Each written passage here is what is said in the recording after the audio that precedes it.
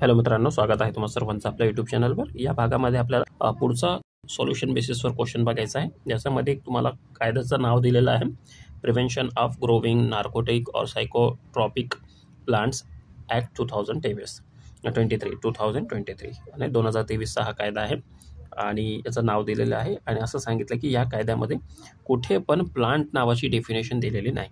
आणि तुमच्यासमोर प्रश्न निर्माण झाला की बाबा आता प्लांट म्हणजे काय, म्हणजे वनस्पती म्हणजे नेमकं काय हे ओळखायचं असेल तर तुम्ही कोणती एडची हेल्प घेईल। एड म्हणजे काय, हेल्प। एड म्हणजे हेल्प किंवा सहाय्यता, कशाची तुम्ही हेल्प घेईल।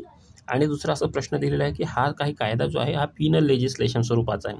जर एखादा कायदा पिनल लेजिस्लेशन स्वरूपाचा असेल तर त्याचं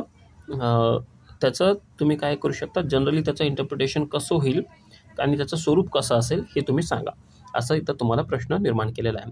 आता बघा, तुम्ही काय करणार, अगोदर इंटरनल एडचा वापर करणार। इंटरनल एड म्हणजे काय, जो कायदा दिलेला आहे 2023चा, त्या कायद्यामध्ये तुम्ही काय करणार, वाचणार। काय वाचायचं, अगोदर तुम्ही प्रिएम्बल वाचून काढणार आणि त्या कायद्याची अंडरस्टँडिंग आणि पर्पस म्हणजे तो कायद्याचा हेतू काय आहे आणि स्कोप काय हे तुम्ही अंडरस्टँड करण्यासाठी त्याचं प्रिएम्बल वाचणार।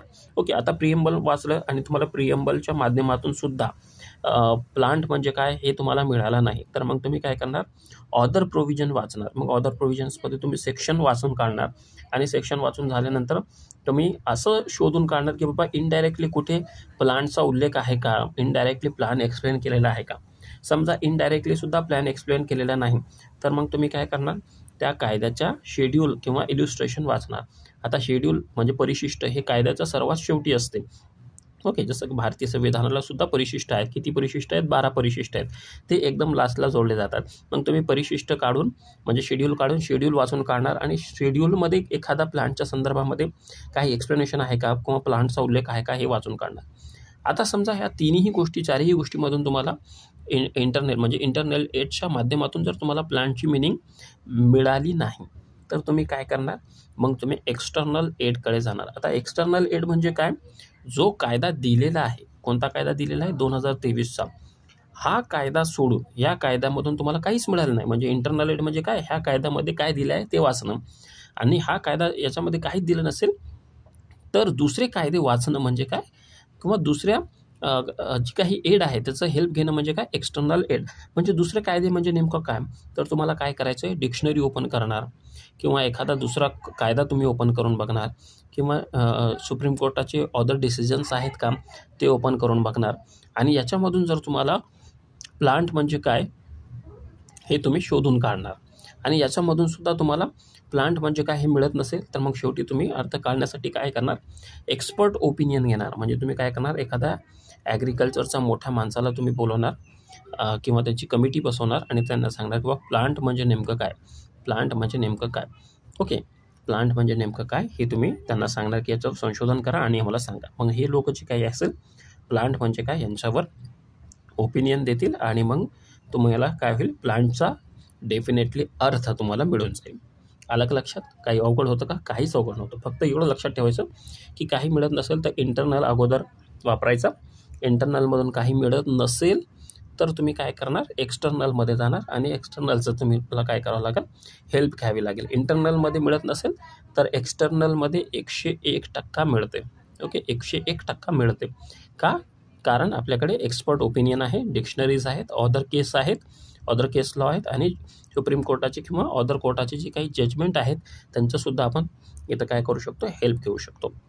देन बघा, तुम्हाला दुसरा जो पॉईंट दिला होता की बाबा rules of interpretation of Pinal legislation. जर एखादा कायदा कसा असेल, पिनल लेजिस्लेशन स्वरूपाचा असेल, पिनल स्वरूपाचा असेल म्हणजे ऑफेन्सिव्ह स्वरूपाचा असेल किंवा क्रिमिनल स्वरूपाचा असेल किंवा दंड असेल अशा कायद्यामध्ये, तर असे सर्व कायदे कसे असतील, स्ट्रिक्टली इंटरप्रिटेट केलं जाते।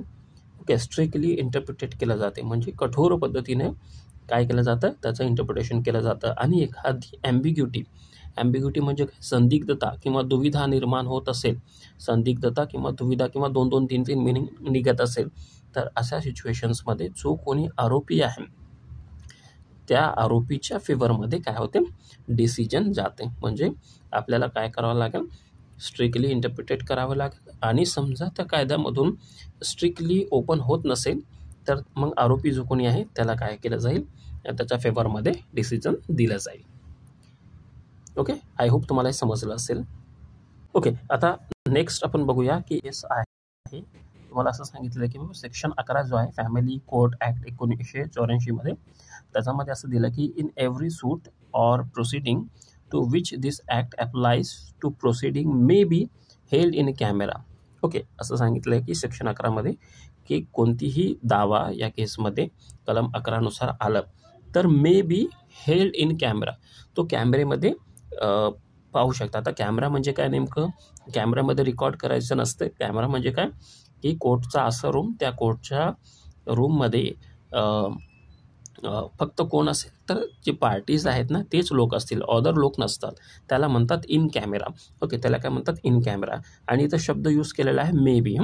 आणि पुढे असं दिलं if the family court so desire and shall be held if the either party so desires. Okay, आता इथं काय म्हटलेलं आहे बघा, सिम्पल आहे. इथं दोन शब्द आहे, एक आहे मे बी आणि एक आहे शेल बी.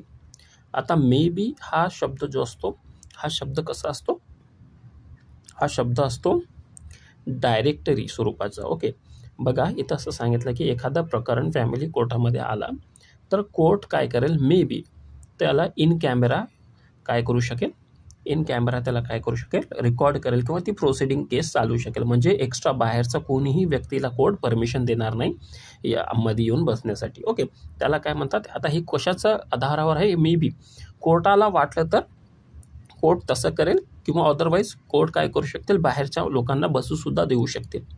मात्र इथं असं म्हटलेलं आहे पुढे, if the family court so desires shall B held if either party. जर जो कोणती केस आहे त्या केसमध्ये जो कोणी एखादा व्यक्ती आहे आणि त्यांनी कोर्टाला असं सांगितलं की बाबा तुम्ही इन कॅमेऱ्यामध्ये घ्या, इन कॅमेरामध्ये घ्या, तर मग कोर्टाला कोणत्याही परिस्थितीमध्ये शल बी, बघा शल बी म्हणजे काय, मॅन्डेटरी आहे, कोर्टाला मॅन्डेटरी आहे की ते केस इन कॅमेऱ्यामध्येच घेतलं पाहिजे. म्हणजे बाहेर कोणताही व्यक्ती त्या कोर्टमध्ये दाखल नसतो.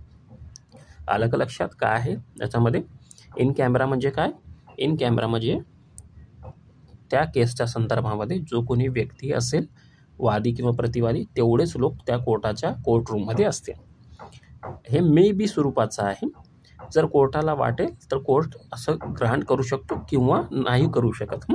हे अगोदर कोर्टाच्या मर्जीवर आहे. समजा कोर्टानं नाही केलं तर एखादा पार्टी कोर्टाला सांगू शकते की इन कॅमेरामध्ये घ्या, तर मग कोर्टाला काय करावं लागेल, ते इन कॅमेरामध्ये म्हणजे ते त्या रूममध्ये फक्त त्या पार्टी म्हणजे कोणी वादी असेल आणि प्रतिवादी असेल त्यांचेच लोक असतील, बाहेरचे कोणीही असणार नाही. असा याचा काय असतं, स्वरूप असतो. आता मॅन्डेटरी स्वरूप हे काय, तर तुम्ही तो वाचून काढा. मॅन्डेटरी काय असते बघा, शल be held either party so decides. म्हणजे बघा मॅन्डेटरी म्हणजे काय, मॅन्डेट म्हणजे काय असतो, मॅन्डेटरी म्हणजे काय, पाळावंच लागते.